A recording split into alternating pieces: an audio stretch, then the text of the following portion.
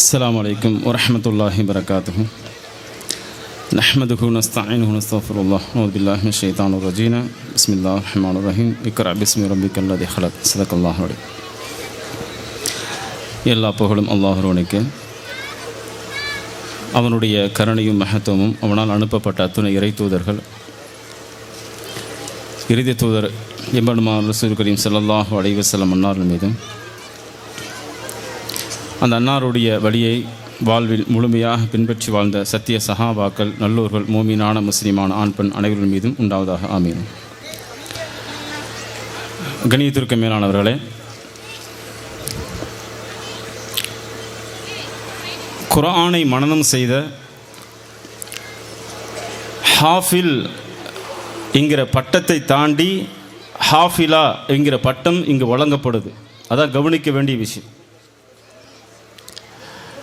இதுவரைக்கும் ஆண்களுக்கு மட்டுமே தமிழ் மண்ணில் உலக ரீதியாக அதிகமாக குர்ஆனை மனனம் செய்தவர்கள் யார் என்று கவனித்து பார்த்தால் ஹாஃபில்கள் லட்சக்கணக்கில் இருப்பாங்க, கோடி கணக்கில் இருக்கிறாங்க.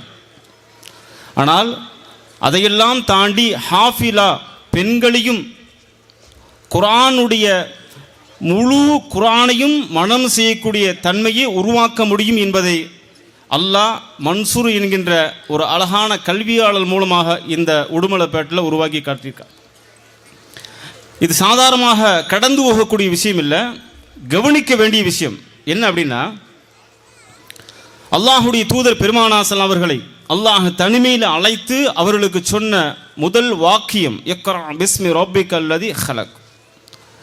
நபியே நீங்கள் படிங்க, அல்லாஹுடைய திருநாமத்தை கொண்டு நபியே நீங்கள் படிங்க என்று பெருமானார் ஸல்லல்லாஹு அலைஹி அவர்களுக்கு எடுத்துரைத்த இந்த வார்த்தையும், முதல் நபியாக இருக்கக்கூடிய ஆதம் அலைஹிஸ்ஸலாம் அவர்களுக்கும் வழங்கிய அந்த வார்த்தையும், மூசா அலைஹிஸ்ஸலாம் அவர்களுக்கும் ஏனைய நபிமார்களுக்கும் அல்லாஹ் கொடுத்த வாக்கியம் வரிகள் என்ன என்று நாம் தேடி பார்த்தால், ஆட்சி, அதிகாரம், செல்வம் இவை எல்லாத்தையும் தாண்டி கல்வியை தான் அல்லாஹு தஆலா கொடுக்குறான். முதல்ல படிச்சிருங்க.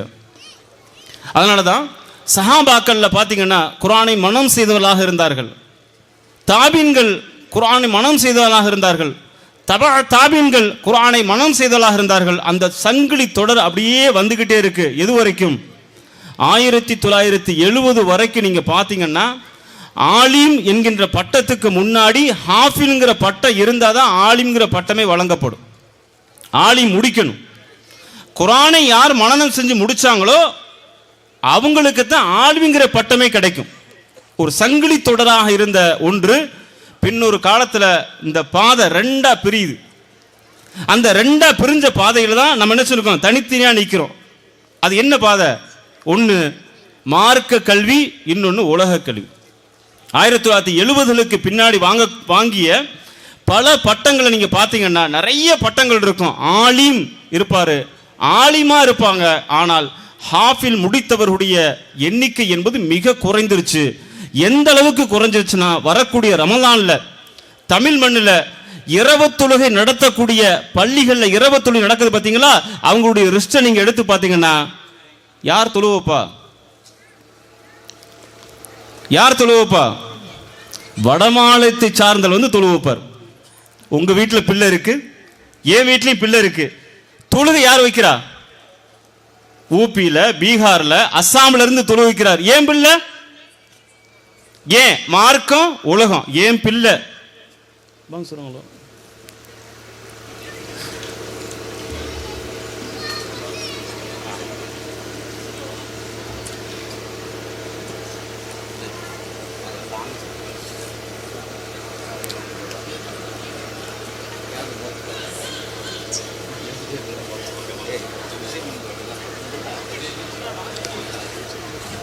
அப்ப என்னுடைய பிள்ளை என்ன செய்யுது?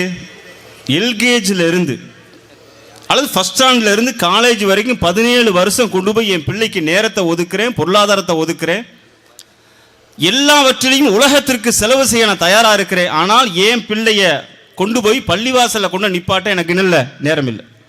தாய்மார்கள் கவனிக்க வேண்டிய விஷயம், 9 மணிக்கு ஸ்கூலில் பிள்ளை இருக்கணும்னா 6 மணிக்கு எந்திரிச்சு என்ன பண்றீங்க? சமைக்க ரெடி ஆயிட்டீங்க. 7 மணிக்கு பிள்ளைய தயார் பண்ணிட்டீங்க. 7 மணிக்கு எந்திரிச்சு பிள்ளைக்கு ஆடை மாற்றி ட்ரெஸ் உடுத்தி உணவு சமைச்சு கொண்டு போய் பிள்ளைக்கு பள்ளிக்கூடத்தில் விடுறதுக்கு தயாராக இருக்கிற நீங்க 6 மணிக்கு 5:30 மணிக்கு எந்திரிச்சு பிள்ளையை கூடிய பள்ளிவாசலை விடணுங்கிற என்ன நினைச்சல வரல. ஏன்? நாம தோத்துட்டோம். நாம என்ன சொன்னோம்? தோத்துட்டோம். ஏன்னா எனக்கு உலக கல்வி வந்துருச்சு, எனக்கு மார்க்க கல்வி வந்துருச்சு.